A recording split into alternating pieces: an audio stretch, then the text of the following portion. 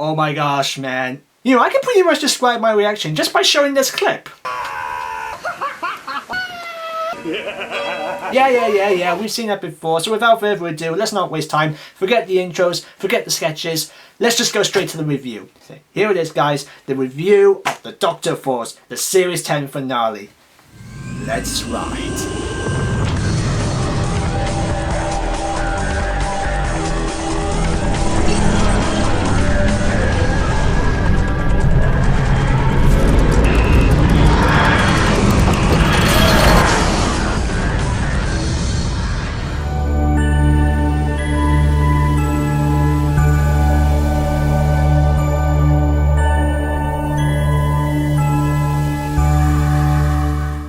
Hi guys, Matt the Editor here and welcome to my final edition to my Who reviews for Series 10. Okay, before I start this review, I just want to make a quick note that I watched last week's episode and I've watched a couple of other people's reviews and points of view on that episode.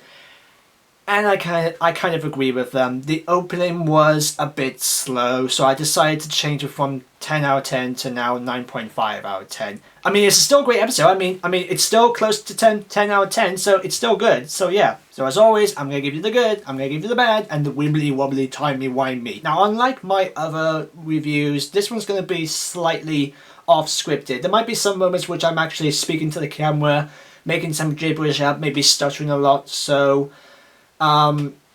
if you guys are wondering what that's all about, you're thinking, oh, I'm going crazy, but that's just me being excited about this episode, so there you go, just a little warning. Also, this is a spoiler review, so if you haven't seen the episode, I mean, I doubt there's going to be anyone who hasn't seen this episode, but for those of you who haven't seen this episode or missed this episode, don't watch this video yet until you watch the episode, okay? So, without further ado, let's begin.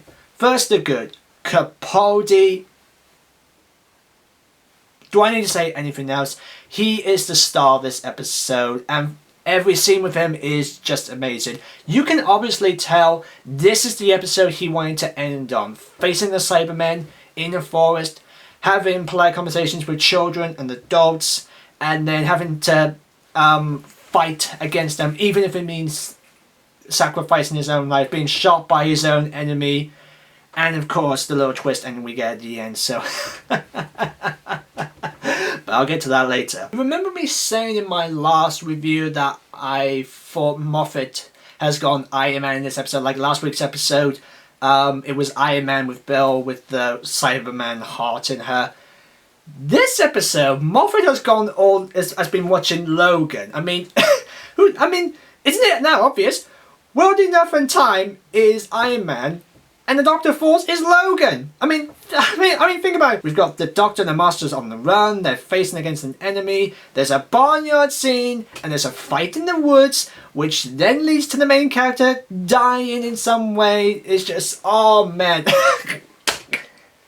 Seriously, this is Logan! Of course, throughout the episode, we see the Doctor is kind of suffering from regeneration, because in the beginning of the episode, he has been beaten up by the Master and Missy. I don't know how many times, probably countless times, I don't know. There's a little funny scene that explains that in the beginning. When they are escaping, a Cyberman wraps his arms around the Doctor, he gets electrocuted, but he's saved by Cyber Bill. I'll get to her later in a bit. That has affected his regeneration. I mean, he doesn't regenerate just like that. I mean, he's still Capaldi, he's just, he's got all these sort of, moments where he has to lean on a tree, his hand glows, he wipes it away, he walks around with a stick. He's got like a bandage around his hand, which I was pretty sure if you removed it, it was going to be the regeneration effect coming off his hand.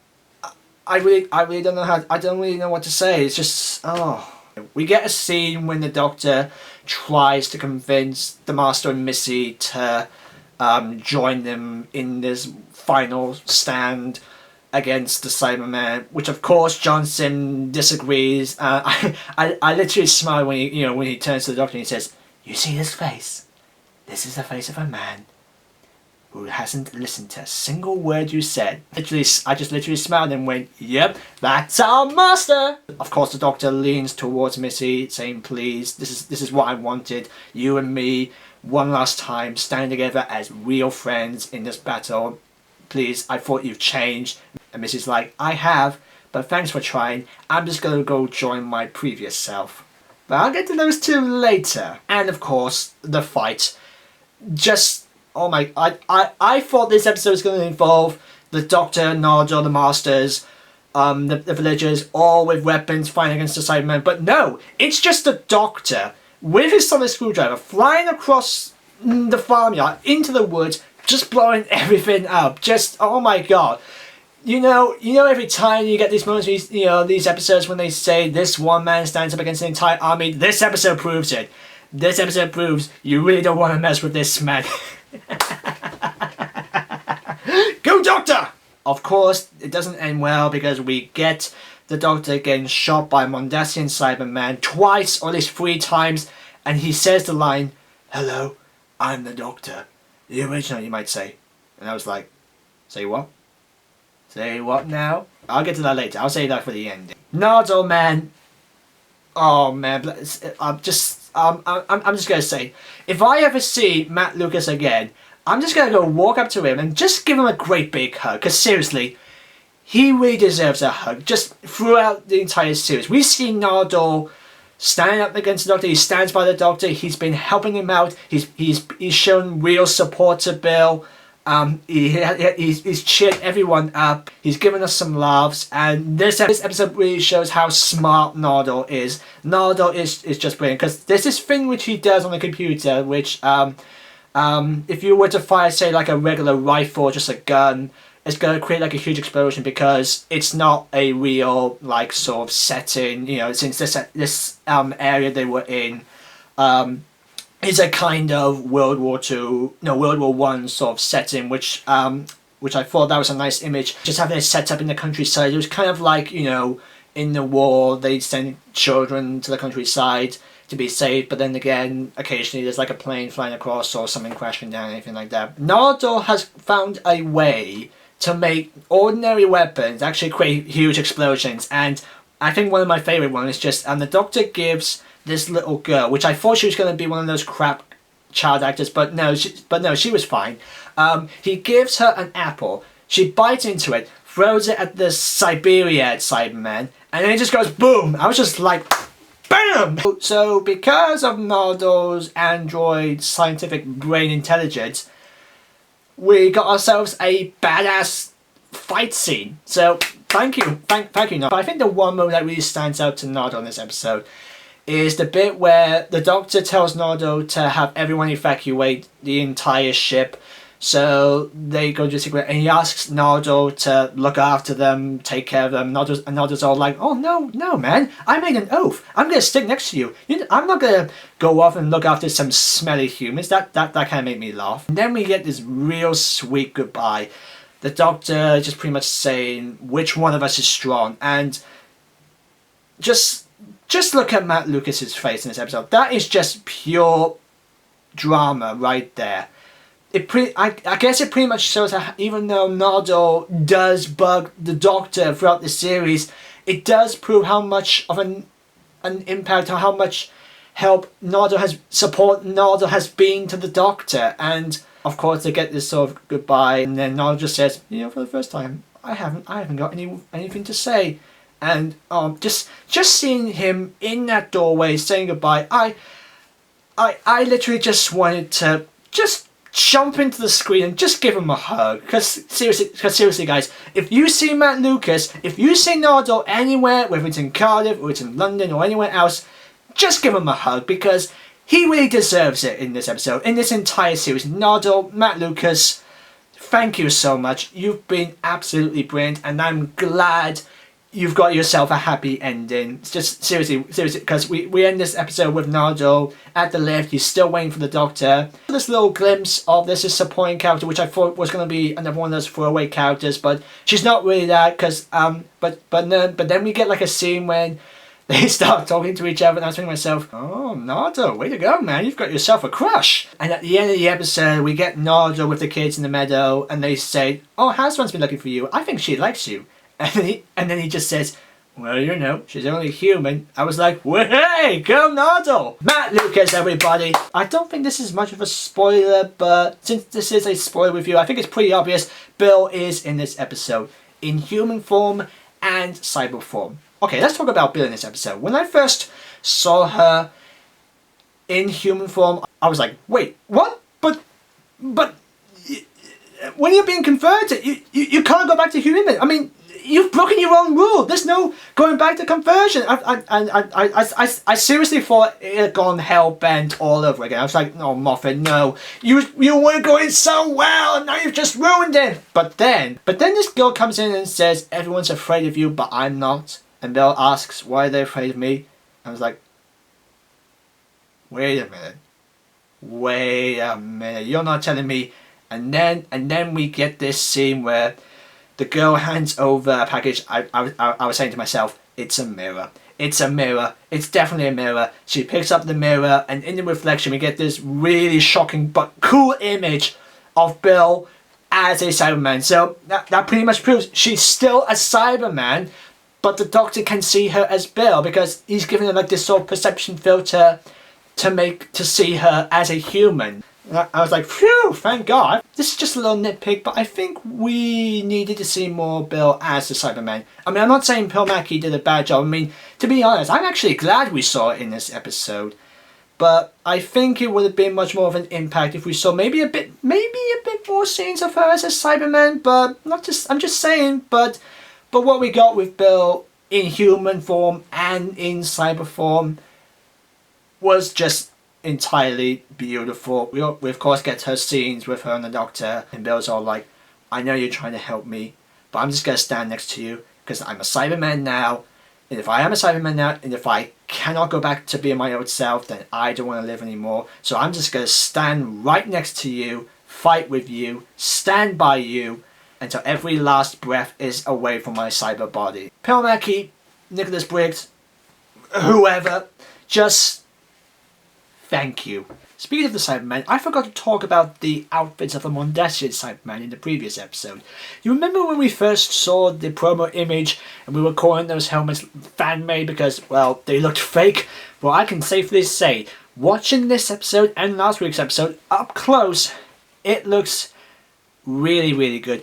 You can tell that the people who made the costumes actually had a lot of heart into this. They've put their sweat, their tears, just their blood, everything into making those suits. It feels like you're actually traveling through time to see these creatures being made in the 60s. Again, just like last week's review, there is one really good thing I want to talk about, but since this is again what happens at the ending, I'm saving that until the end of this video. So for now, that was all the good I have to say. Now for the bad. They didn't do a lot with these Cybermen. They've pulled a death in heaven on this. You remember when we see them in the ending of the first part, and then by the time we get the second part, they're sort of downplayed and they just stand around doing nothing until the final act. But man, what was the point in bringing the Cyberiad and the Cybermen in? I mean, I get it, it's the nostalgia to the new Who fans and all that, but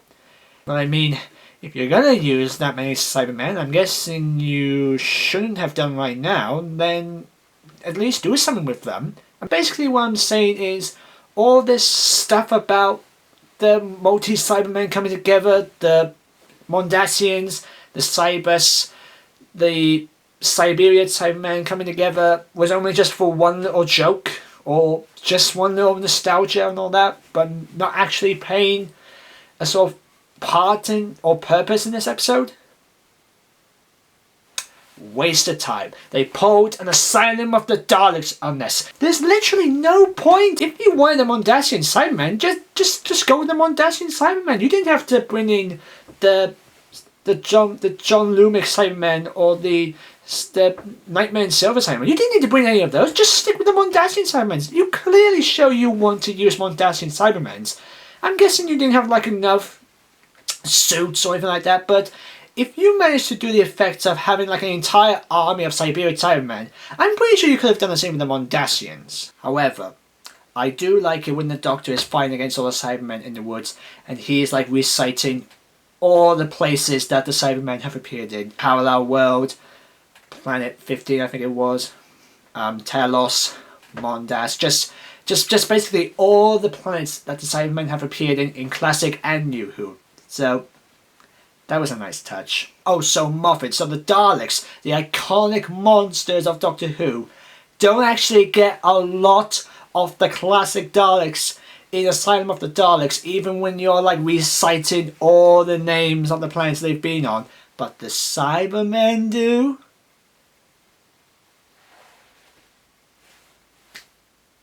I guess the only nitpick I have with this is pretty much kind of the similar feeling I had with last week's episode. Even though the beginning was good, I mean, it had some good moments, but I think, just like last week, it was a bit slow. I mean, for something as epic as what we got last week, we then have to sit through a very slow opening where we got like the Doctor, Master and Missy on the rooftop. I mean, don't get me wrong, it's a good scene. I mean, it looks good. I mean, John Sim really sells that scene.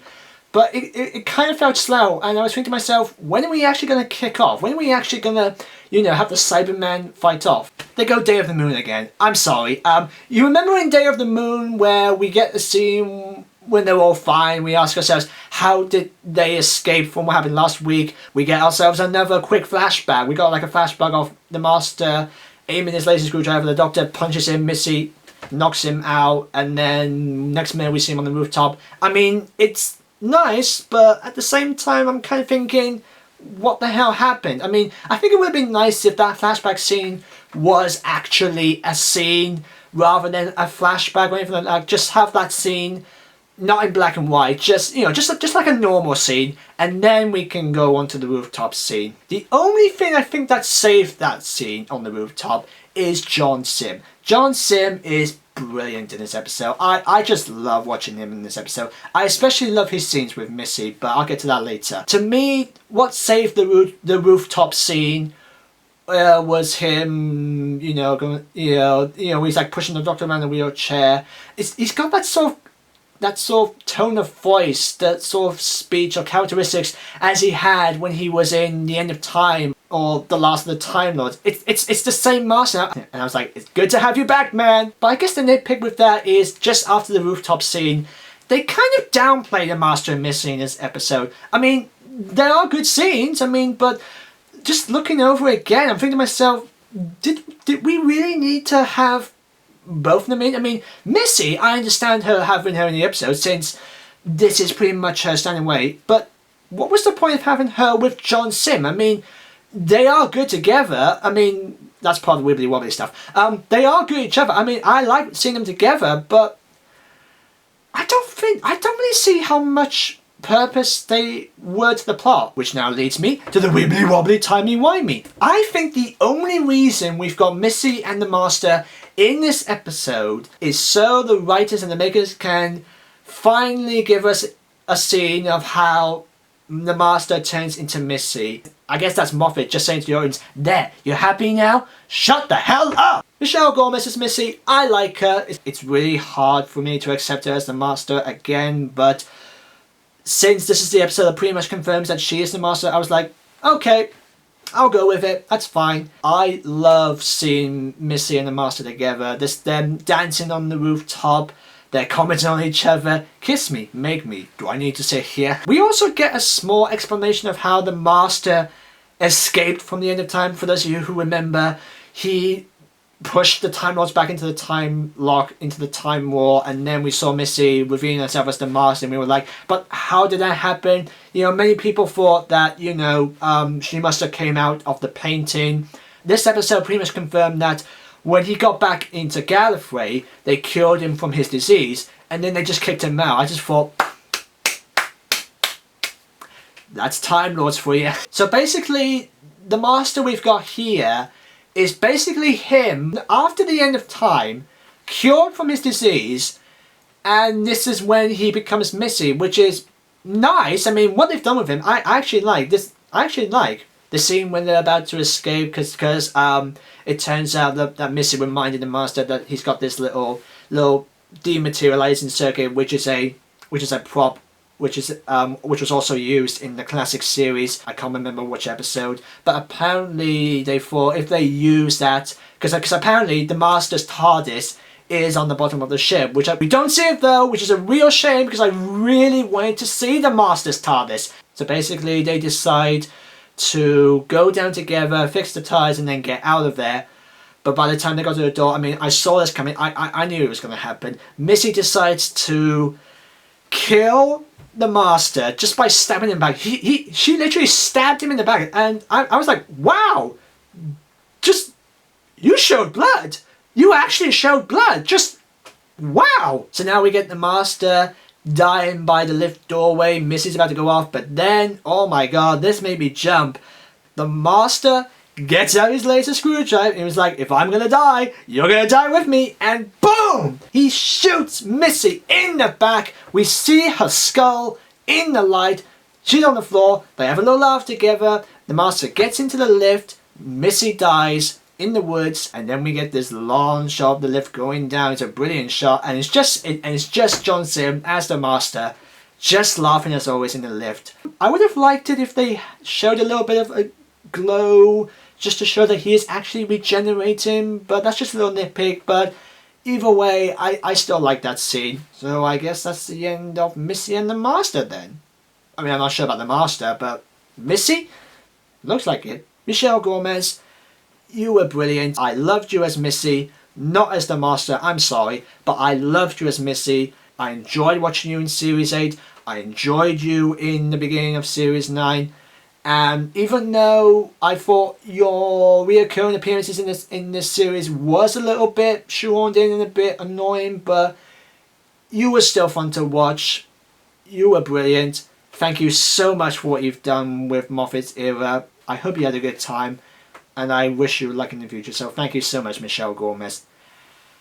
And John Sim, man, you know, just for what he's done in this episode, just to come back this one more time is just a miracle. It's just a miracle. John Sim, it's great to see you again. I enjoyed watching you. I think it's pretty obvious you're not going to come back again, but I hope you really enjoyed yourself, and I hope you have a good time. So Michelle Gomez, John Sim, thank you both so much, and we'll see you later. Bye! And now, the moment has arrived. Let's talk about the endings. Yes, in my opinion, there's more than one ending. There's an ending for Bill, and there's an ending for the Doctor. I'm going to talk about Bill first, because since that was the first one we had, but believe me, Bill's ending, it really needs to be talked about because it was beautiful. Seriously, throughout the scene, I literally felt like I was going to burst into tears. I mean, my eyes were going a bit watery. I felt like I was going to be sick. I had my hand over my mouth. I literally felt like I was going to cry. I mean, no tears, but I still felt like crying. Just Pearl Mackie as Bill. She's been really great in this series, and I'm glad she got the happy ending that she deserved in this episode, just like Nardole. We see Bill as the Cyberman in No Man's Land. I'm going to call it No Man's Land. I mean, yeah, it's pretty obvious the woods in flames, but it's pretty obviously No Man's Land. She's in her cyber form, she finds the Doctor's body, she kneels down, she's crying, and then we get a shot of a star in her eye. And I was like, oh snap. They're not going to do it. Are they going to do it? Are they going to do it? And boom! Heather returns! But as you don't know, Heather was a monster, sort of, in the first episode of this series. Bill had to, like, dump her of some kind, but there was a glimpse of her, of maybe she was still in Bill's eye, because she said, you know, there's a moment where she's crying and she's like, that's not my tear. I think I called her on my review saying that maybe she's in her eye, and I had a feeling that was going to play out somehow in this finale. Didn't I call it? Didn't I call it? Just seeing Heather and Bill together, it's just, I loved it. I just loved it. Heather explains that Bill's body is dead, but she can go back to her old life if she wanted to, because she says that she's the pilot, she can fly anything, which explains why she was flying the TARDIS. They've got the Doctor back in the TARDIS. They were flying across. She says that I can give your life back, or you can come with me and we can see the world. Obviously, Bill's going to decide to go see the world with Heather. Spin-off! But not before she gives this one last goodbye to Capaldi, lying on the floor. A tear drops on his head, and she says, "Tears give us hope." And so Bill and Heather, they stand at the doorway, they give themselves a kiss, and then they fly off into space. Moffat, Pearl Mackie, Heather, Rachel, Taylor, everyone, man. That scene was beautiful. Well done. Extra point for you. Pearl Mackie, thank you. The tear on the Doctor's head is gonna wake him up, and this is what got me. We get like a couple of flashbacks of like Bill, Clara, Amy, Rory saying "Doctor, Doctor," and this is what I wasn't expecting. We also get flashbacks of Martha Jones, Rose Tyler, Donna, Jack Harkness, Sarah Jane Smith, just everyone, every companion from modern Doctor Who from 2005 to 2017, all saying Doctor. I was like, oh my god, what was that? I mean, you didn't have to have it, but thank you. Of course, Capaldi wakes up and he's all like, no, I don't want to regenerate. I can't do this anymore. You can't stop me. I just want to go. And then the TARDIS stops. Pretty obvious of where it landed off, because we saw the pre-title sequence in last week's episode. Of course, the Doctor gets out the TARDIS. He starts regenerating, but he doesn't change his face. No. Sorry, pal, but we've still got a Christmas special for you. And then, okay, I think it was pretty obvious of what was going to happen, because this was not really much of a surprise, because, I mean, I think we kind of all knew it was going to happen, because I'm just going to say this.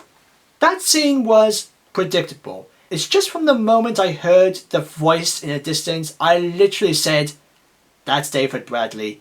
I immediately knew it was David Bradley returning as William Hartnell as the first Doctor.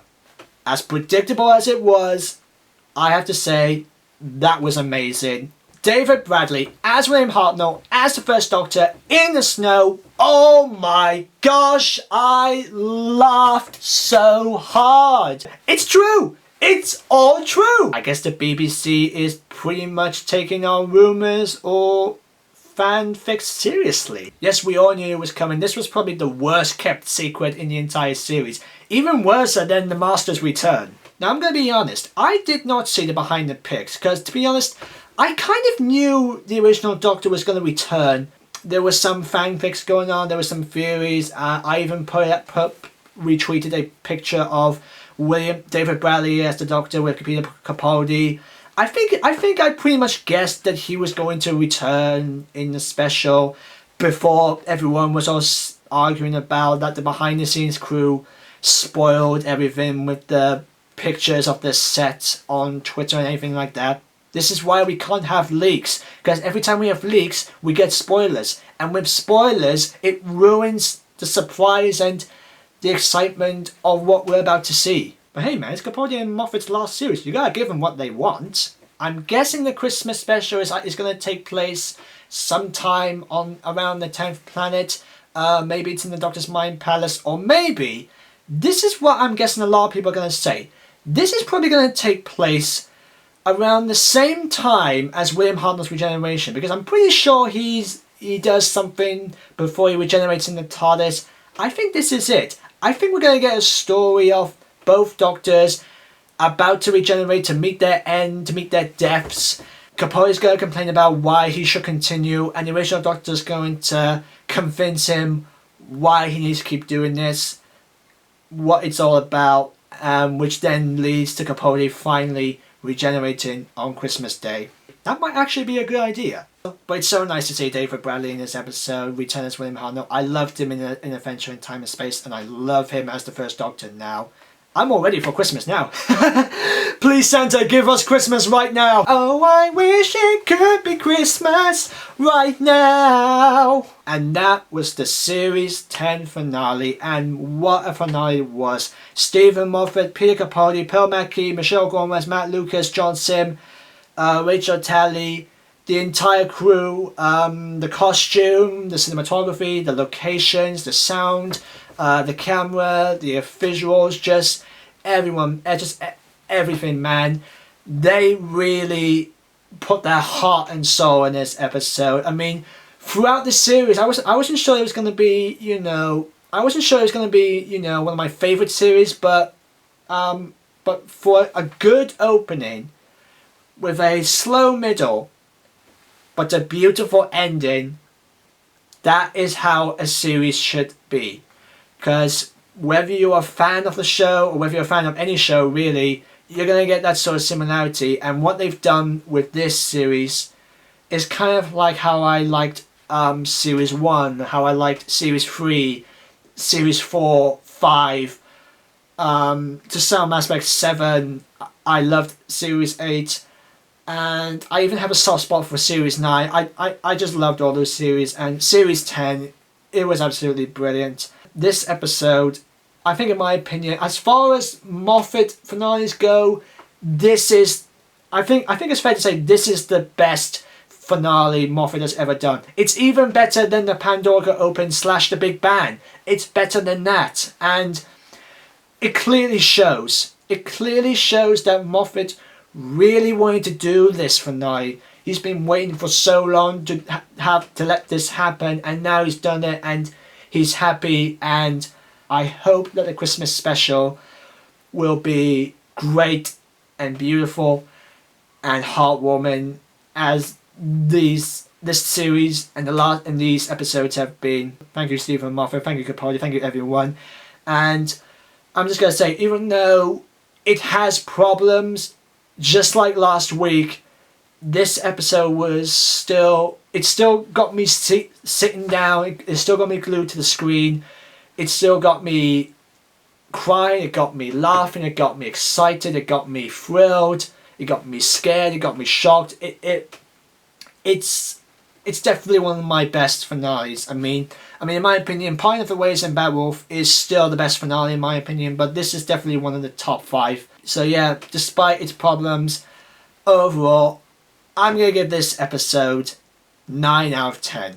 Since last week's episode had 9.5 and this had 9 out of 10, add them together we get 18.5. We divide that by 2, we get 9.2. So overall, Series 10 finale gets 9 out of 10. So that was the finale. What about the series in general? Overall, Doctor Who Series 10 gets 7 out of 10 from me.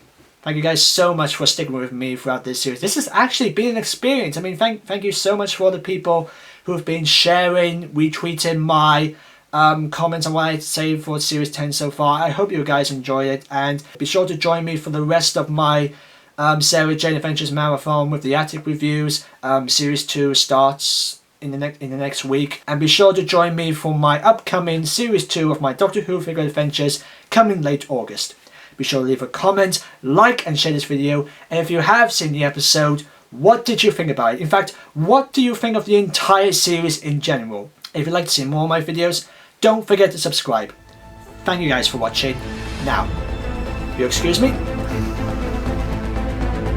I've got some work to do.